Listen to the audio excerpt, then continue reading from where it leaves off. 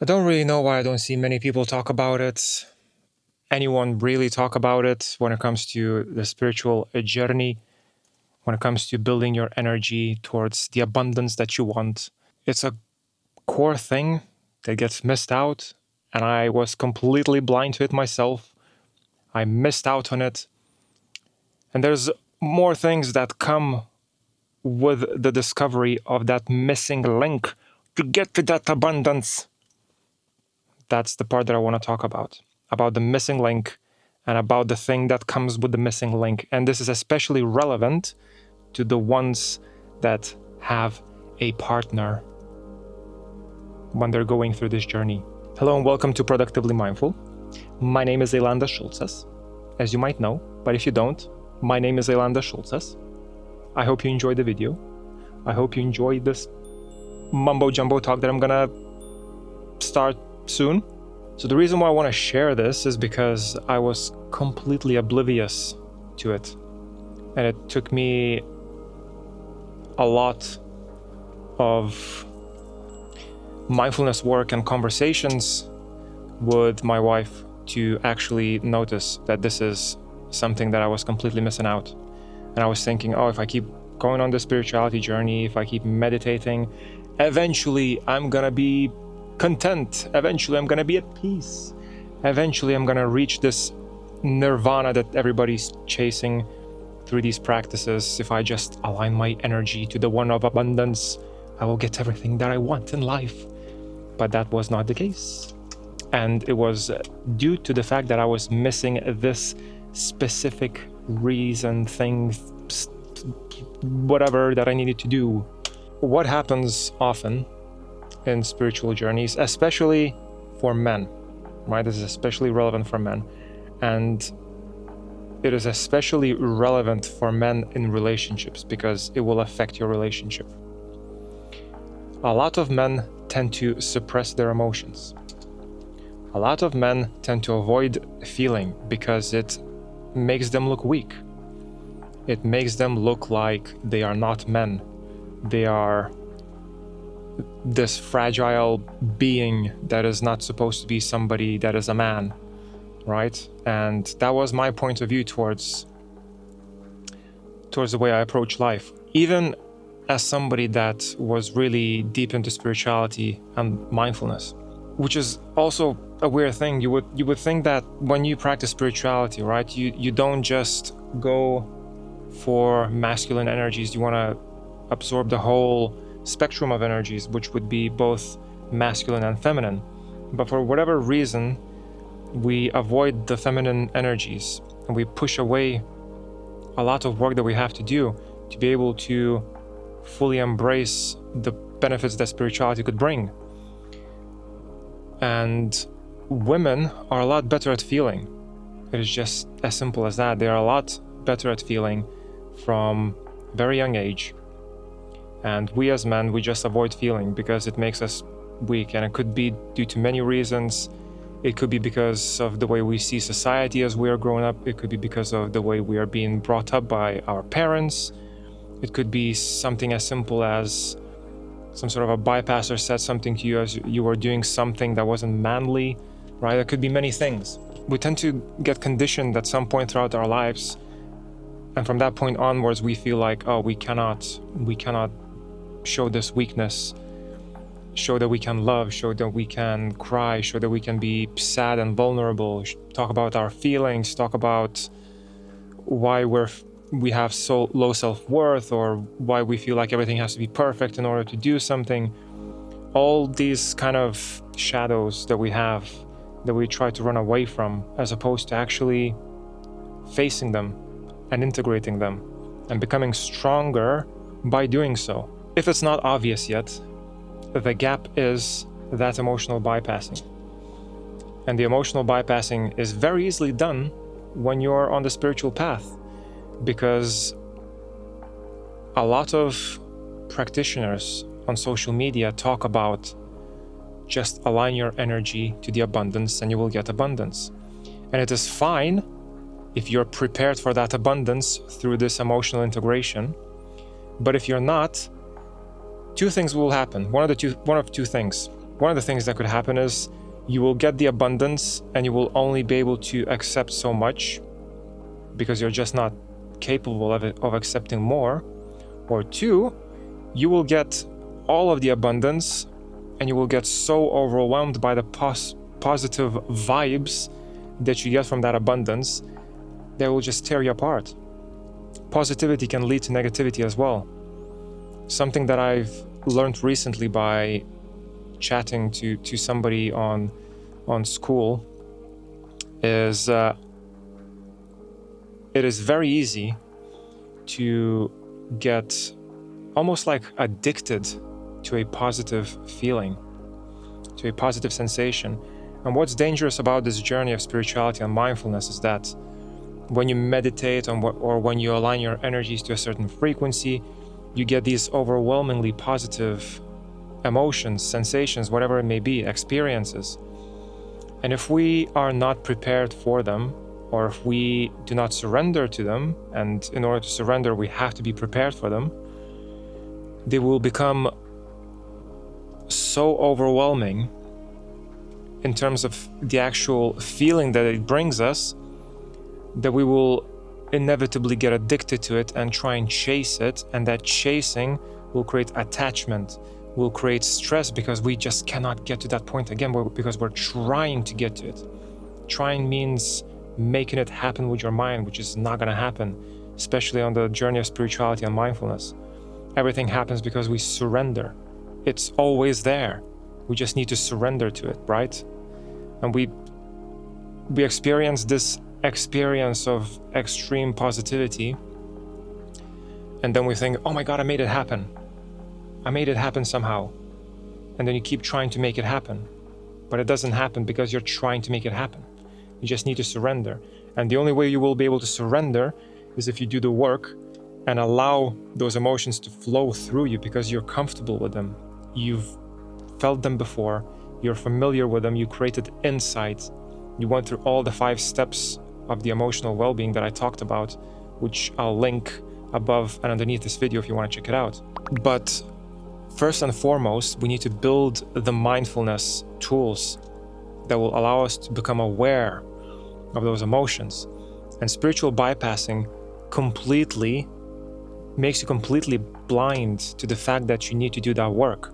So let's say you're watching this video and now you're aware of it, right? Maybe something clicked in your mind and you're like, oh my God, I've always felt numb to experience. I've always felt like I need to make everyone happy as opposed to myself. I always felt like I had this perfectionism, like this low self-worth, the inability to accept myself, like all these things. And you're suddenly now aware of them, right? So you have this slight awareness that you can build upon the more you become aware of those emotions taking place. So now you know you need to step back and start working through these emotions so you can accept that abundance. But let's say you have somebody that's very close to you, maybe a wife or a husband, maybe some sort of a partner, maybe a love relationship, maybe just a really good friend, wherever it may be, somebody that you spend a lot of time with, somebody that you love deeply, be romantically or not. What will happen is when you start becoming aware of these emotions, you will need to start building mindfulness of them, because as you become aware and you start feeling like, I want to feel these emotions, I want to let them happen so I can become accustomed to them, so I can recognize them, so I can accept and embrace them, understand and create insight into them, you will start expressing them a lot more than you used to, and in ways that you might have never expected. So I can give you a very good example of it, which happened recently between me and my wife. We live on the road, right? And we have to go to these laundromats. They're called Revolution Laundry. If you're from the UK, you'll probably know.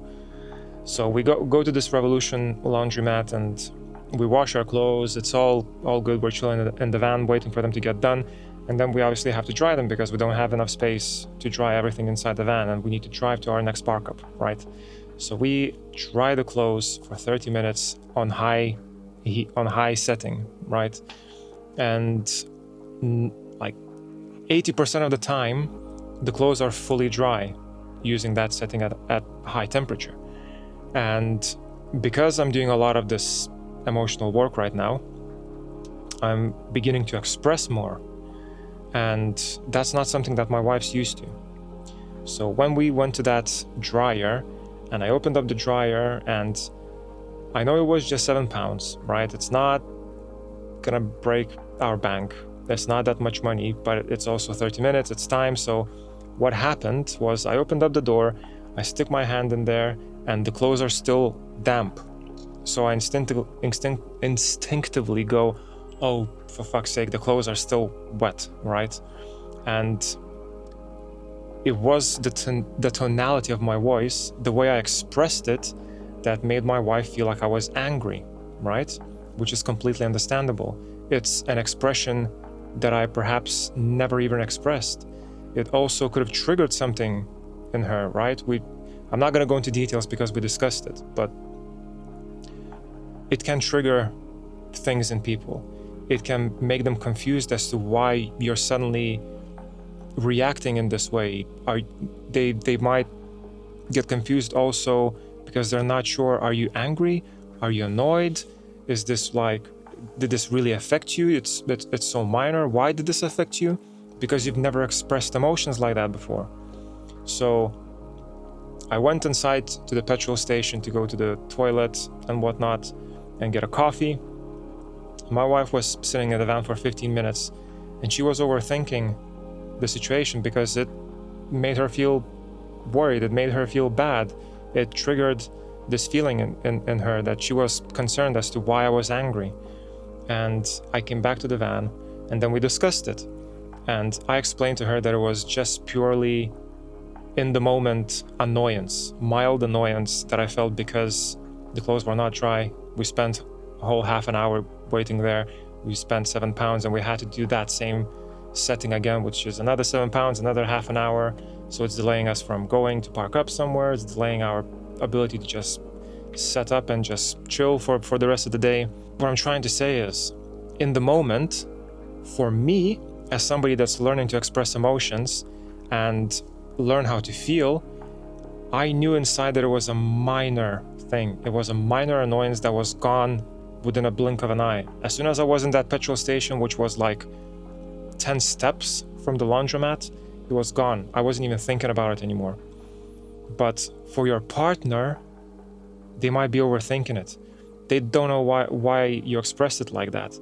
They don't know why you're potentially angry. They might have been triggered by that expression. So this is where the mindfulness will come in. Because if you're on this journey and you're just starting to work through your emotions, how to express them, how to feel them, how to recognize them, accept them, etc., going through these 5 steps of emotional well-being, you will not have the emotional intelligence to express your emotions in a way that's healthy and mindful of how it will affect everybody else around you. That's not to say that you should not express your emotions, but you need to be mindful about how you express your emotions. It's one of the parts of mindfulness, right? Mindfulness is, as a whole, is a big thing, but the way you mindfully talk, for example, in this case, because I talked in a certain tonality around my wife, it made her feel worried and uncomfortable. It made her feel like I was angry. That was an unmindful approach towards the experience that I got presented in the laundromat. Another part that also can build up on that is that because of that confusion, because of that misunderstanding that could have happened from the other party, is that they might start getting angry at themselves, annoyed at themselves, or confused towards themselves because they don't know why they're feeling that feeling as well. Because the feeling that they're feeling towards your feeling is not necessarily a feeling or a situational feeling that they've experienced before. So not only will you be doing the shadow work, the emotional growth, the journey towards emotional intelligence, you might be forcing, unbeknownst to that partner of yours, you might be forcing them to do the same, because they will be experiencing situations and emotions that they have never experienced before, because they haven't seen that side of you. Perhaps they've never been around a person that freely expresses, and that free expression might be uncomfortable, because naturally, the way society works, we tend to suppress these emotions because we're worried that it might offend somebody, that it might make somebody angry, it might make us look like we're this loony person because we're just freely expressing. And again, especially for a man, expressing emotions, especially for a man that might have even the slightest inclination of anger, can look like danger, can look like aggression. So this is what I wanted to share. There is a gap. If you're on the spirituality journey and you feel like you're stuck, you feel like you're not achieving, you feel like you're numb to experience, you feel like you're just not fulfilled with the work that you're doing, it is extremely likely that you're bypassing the emotional work that you need to do. And then if you take the step back and you start doing the work, which is amazing, you absolutely should if you feel like you're stuck in that journey. If you take the step back and you start doing the work, be mindful of the fact that you will change. The way you express will change. The way you present yourself will change. And people will notice that. People will realize that you're not the same person. And it will trigger people. It will make them confused. It will make them feel like there's something wrong about you. And there's nothing wrong about that as long as you communicate with people and make sure they understand why that is the case, why that is happening. Make sure you're open about your experience, open about what you're feeling, open about where you're going, the journey that you're on. Because not only does it give them clarity, not only does it give them peace in knowing what's happening, so they're not as confused, it will also allow them to see what kind of massive change you're experiencing, and it might encourage them to do the same if they feel like it's necessary, if they feel like they're suffering from the same issues that you're suffering. I hope this helps. This comes from personal experience, as you can tell from that story, and I cannot stress enough. We actually talked about this loads yesterday with my wife because we were recording a video. Communication is so important. Honest, truthful, open communication. You have to communicate about how you feel with each situation, especially when you're on this journey of self-discovering and emotional intelligence growth, this shadow work.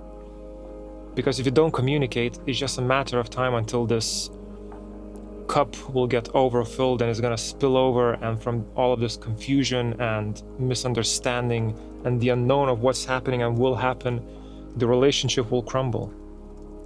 The relationship will start going to a dark place. That's not what you want. A true relationship is only a relationship if you can freely and openly talk to the other person about what's happening and how you feel. It's as simple as that.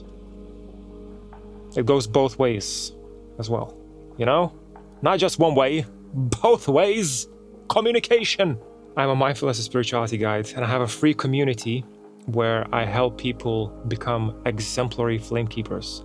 Flame keepers are somebody that mindfully integrate their emotions and feelings into their spirituality journey so they can fully and truly experience the abundance that journey can bring. As I mentioned at the very beginning, right? This is a gap that we need to close to be able to accept the abundance of life. If that's something that you're struggling with, I'll leave the link underneath this video. Check it out. It's completely free. We have weekly group meetings now. They used to be bi-weekly, but I'll do them weekly. Weekly group meetings, exclusive monthly content. We have daily affirmations there, and it's just a good vibe. Oh, there's also a bank of meditations, some good old meditations. So if you want to learn some good old meditation, check it out. If you did enjoy the video, make sure you click like, make sure you subscribe. the more this video gets liked and subscribed to, the more it's gonna get pushed out to the wider realms of the YouTubes. The more people will see it, the more the channel will grow, the more I'll be able to provide content like this, the more value I'll be able to give to you all. And the more the community will grow, the more everything's gonna be amazing. Even though everything's already amazing, but the more amazingness will become present, you know? It's so good. I also hope you leave a comment and let me know what you think about what I talked about. Can you relate to it? Can you not? Is it something that you're aware of? Is it something that you've experienced? How did you tackle it?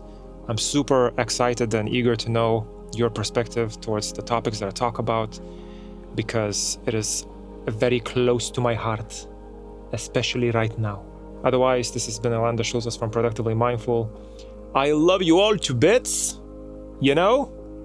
And I'll speak to you all very, very soon, as always. Goodbye.